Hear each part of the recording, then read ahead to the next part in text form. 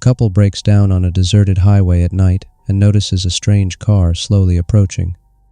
The driver watches them, grinning, before walking towards their vehicle just as the situation turns ominous. It was late, probably around midnight, and we were driving home after a weekend getaway. My boyfriend Paul was behind the wheel, and I was in the passenger seat dozing off here and there. We had been driving for hours, mostly in silence, with nothing but that quiet hum of the road and the occasional car whizzing by. You know how it gets when you're driving through those long, empty highways at night. No streetlights, no gas stations, just pitch blackness and the occasional glow from our headlights. We hadn't had cell service for a while either, so there was this weird feeling of isolation. You don't really think about how vulnerable you are out there until something happens. And of course, we didn't expect anything to happen. We were just trying to get home, get some sleep, and forget how long the drive had been. But somewhere along that empty stretch of highway, the car started acting up. It wasn't anything sudden, but Paul noticed the engine making these sputtering sounds, and the car started slowing down on its own. He muttered something under his breath, something like, "Are you kidding me?" and pulled over to the side of the road. I was half awake at this point, but when the car came to a stop, I felt this weird pit in my stomach. There was just something about being out there, with no one around and no cell signal, that made the whole situation feel off. Paul tried to reassure me like, "It's probably nothing major, just need to check under the hood," and he grabbed his flashlight from the glove compartment.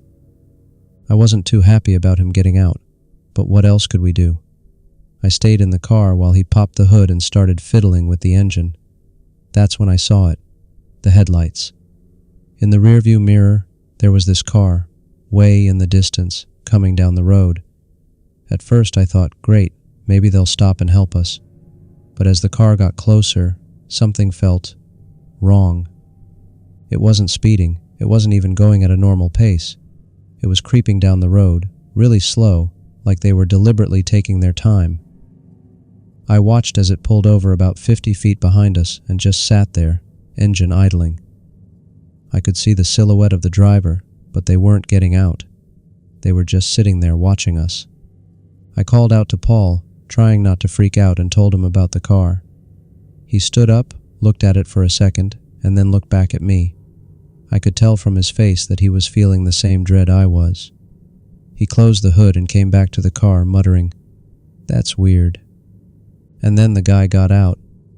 He didn't walk over to us right away. He just stood there by his car for a while, watching us like he was sizing us up or something. I remember the light from his headlights behind him cast this long shadow in our direction. He was tall, maybe 6 feet, wearing what looked like a dark jacket, and he had this creepy grin on his face. It wasn't friendly. It was the kind of smile that sends a shiver down your spine. Paul got back in the car and locked the doors. He tried to start the engine again, but of course it wouldn't turn over. At this point, I'm freaking out. I tried calling 911, but my phone had no signal. Just that stupid no service message staring back at me. The guy started walking toward us, slowly, like he had all the time in the world. I was shaking so hard I could barely think straight, and Paul kept trying the ignition, cursing under his breath. The guy walked right up to my side of the car, and I could see him clear as day now. He leaned down, peered into the window, and tapped on the glass, still grinning. I don't know how, but Paul finally got the car started. The moment the engine roared to life, the guy's grin vanished. His expression changed. It was like this moment of surprise and then anger. Paul slammed on the gas, and we sped off, kicking up gravel as we peeled away from the side of the road.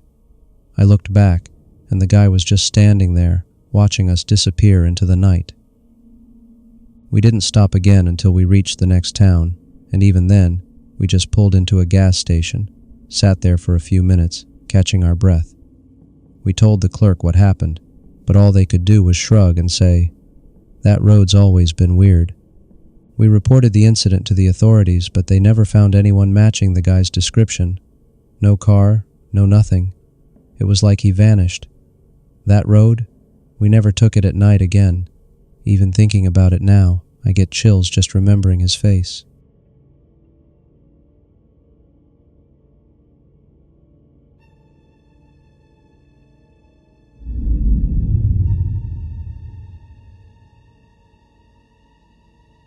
A couple breaks down on a deserted highway at night and notices a strange car slowly approaching. The DA late-night drive on isolated back roads turns terrifying when a lone man blocks the road, followed by others emerging from the trees. The driver barely escapes, but the eerie figures seem to follow, leaving a haunting sense of dread. River watches them, grinning, before walking towards their vehicle, just as the situation turns ominous. It was late, nearly 1 a.m., and I was driving home from my friend's house. I was out in the countryside, and even though I'm usually good with directions, these back roads had me totally lost. The trees were so thick on either side of the road, I felt like I was driving through a tunnel. My GPS kept glitching in and out, and the cell signal was almost gone. Not exactly comforting, you know? I kept telling myself it was fine. Just follow the GPS, get through these creepy roads, and I'd be back in the city soon enough. But there was this heaviness in the air. It was so quiet. No cars, no lights from houses, nothing. Just me, the dark road, and my headlights cutting through the black. As I was coming around one of those sharp bends, I saw something up ahead. At first I thought it was an animal, maybe a deer or something, but when I got closer, I realized it wasn't an animal at all. It was a man. He was just standing there in the middle of the road. I slowed down because, what else was I supposed to do? Maybe he needed help. But there was something really off about him. He wasn't signaling for help. He wasn't waving or trying to flag me down. He just stood there, staring. I'm not gonna lie, my heart was racing. My mind was screaming at me to turn around, but the road was narrow, and there wasn't anywhere to turn off. I had to drive past him. As I got closer, I could see his face a little better in the headlights. He didn't look hurt or lost or anything.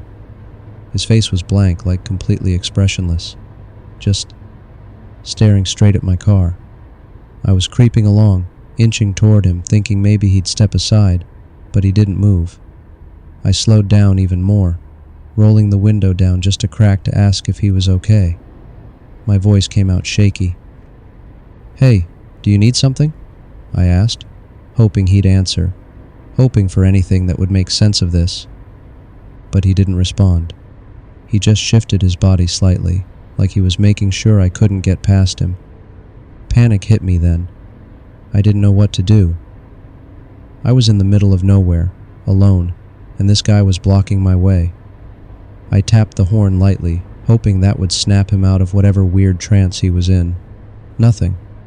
I hit the horn again, harder this time, and finally, he moved.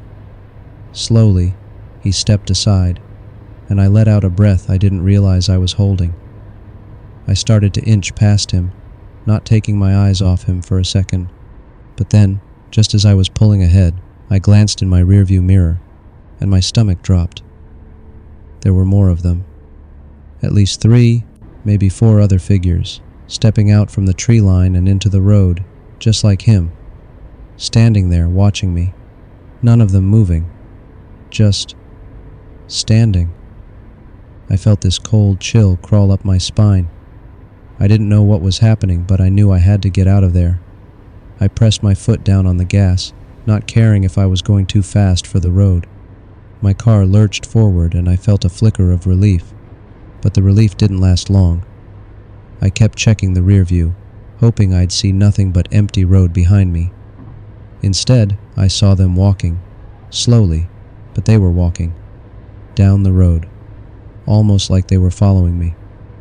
Not running, not chasing, but walking, steady and deliberate. At that moment, I couldn't breathe. What the hell was going on? My mind was racing with a million different thoughts, none of them making sense. Should I call someone? But who? And what would I even say? That's when I felt it. A jolt. The car lurched, and for a second I thought maybe I'd hit something, but then I realized I hadn't. It was the engine. My car was losing power. No, no, no, I muttered under my breath, panic rising. This couldn't be happening. Not now. Not here. I pushed harder on the gas, but the car barely responded, sputtering as if it was going to die on me. The headlights flickered, and my heart felt like it was going to explode out of my chest. I kept looking in the rear view, half expecting to see those figures getting closer, but the road behind me was empty. No sign of them, but I knew they were there. Somewhere. I just couldn't see them anymore. I was on the verge of a full-blown breakdown. I couldn't stay there. I couldn't just sit there waiting for something terrible to happen. So I did the only thing I could think of. I threw the car into reverse. The engine groaned, but it moved, slowly at first, but then faster as I backed down the road, away from where I'd seen them. I didn't even care where I was going at that point. I just needed to get away. Finally, I spotted a small dirt road off to the side. I didn't even think twice. I turned sharply and gunned it down the dirt road, praying it would lead me to somewhere, anywhere, safe. I didn't stop driving until I saw the faint glow of lights in the distance, probably from some farmhouse. When I finally got to a place where I felt safe enough, I pulled over, turned off the engine, and just sat there, shaking. I don't know who those people were or what they wanted, but I didn't stick around to find out. And I'll never, ever take those back roads again.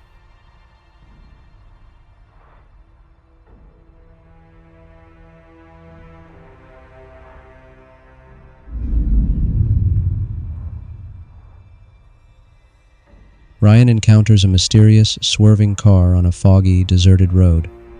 After it crashes, he finds the car completely empty, but when the police arrive, the car has vanished without a trace. Ryan later learns that this stretch of road is haunted by a phantom car from a fatal crash years ago. It was a quiet Tuesday night, and Ryan was on his way home from work. The late shift always left him exhausted, and tonight was no different.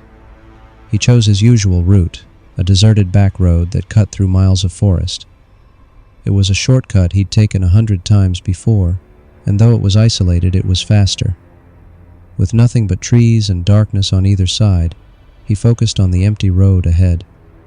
As he drove deeper into the woods, a thick fog began to settle in, reducing his visibility. His headlights barely pierced through it, making the road feel even more remote. Ryan turned up the radio, trying to stay alert, when suddenly, out of the fog, he spotted a car up ahead. It was swerving wildly across the road, its brake lights flickering erratically. Ryan immediately slowed down, unsure of what was happening. The car looked like it was out of control, and he was hesitant to get too close. He kept his distance, thinking it might be a drunk driver. Then, without warning, the car veered sharply off the road and crashed into a ditch. Heart pounding, Ryan pulled over to the side of the road. He grabbed his phone and jumped out of his car, rushing toward the wrecked vehicle. The engine was still running, and the headlights were dimly illuminating the trees ahead. But as he got closer, something felt wrong. He peered into the driver's side window, expecting to find someone injured or unconscious. But there was no one inside. The car was completely empty. No driver, no passengers. The door was slightly ajar, swaying gently in the wind, and the interior light was flickering like it was on its last breath. Ryan's mind raced. There was no way someone could have just vanished like that.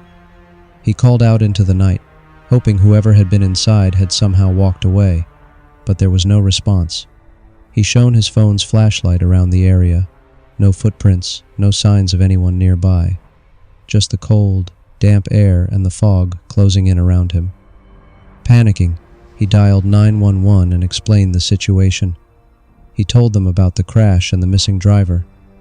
They said they'd send a patrol car, but it would take some time, given how far out he was. Ryan paced back and forth, anxiously glancing back at the car, trying to make sense of what he'd just seen. 15 minutes later, the police arrived. 2 officers got out and approached Ryan. He led them to where the car had crashed, but as they rounded the bend in the road, Ryan's heart dropped. The car was gone. There were no skid marks, no broken branches, no sign that a vehicle had ever been there. The officers looked at Ryan skeptically, asking if he was sure about what he saw. Ryan, visibly shaken, insisted that the car had been right there, its engine running with the door open. The police searched the area thoroughly but found nothing. They assumed Ryan was either overtired or mistaken. One of the officers mentioned that these roads were notorious for strange accidents, but they couldn't find any evidence to back up his story. They left Ryan standing in the fog, confused and rattled. Over the next few days, Ryan couldn't stop thinking about what happened. He told a co-worker about the experience, expecting to be met with disbelief. Instead, his co-worker's face grew serious. He leaned in and told Ryan a story he'd heard from locals. Years ago, a car had crashed on that very stretch of road. The driver had lost control in the fog and swerved into the ditch, dying instantly on impact. Since then, people had reported seeing a car matching the description of the wreckage, swerving, crashing, and disappearing without a trace. The police had never found any evidence of the vehicle or the driver, but sightings persisted. Ryan's blood ran cold. The more he thought about it, the more it made sense. The erratic swerving, the empty car, the way it vanished without a trace. Was he seeing some kind of replay of the fatal crash? A ghostly echo of the tragedy that had occurred on that very road? As much as he tried to rationalize it, he couldn't shake the feeling that the phantom car wasn't just a story. It was real, and he had come dangerously close to becoming part of its haunting tale. From that night on, Ryan avoided that back road, but he never forgot the feeling of staring into an empty car that shouldn't have been there, its presence still lingering in the corners of his mind. The phantom car, waiting for its next driver.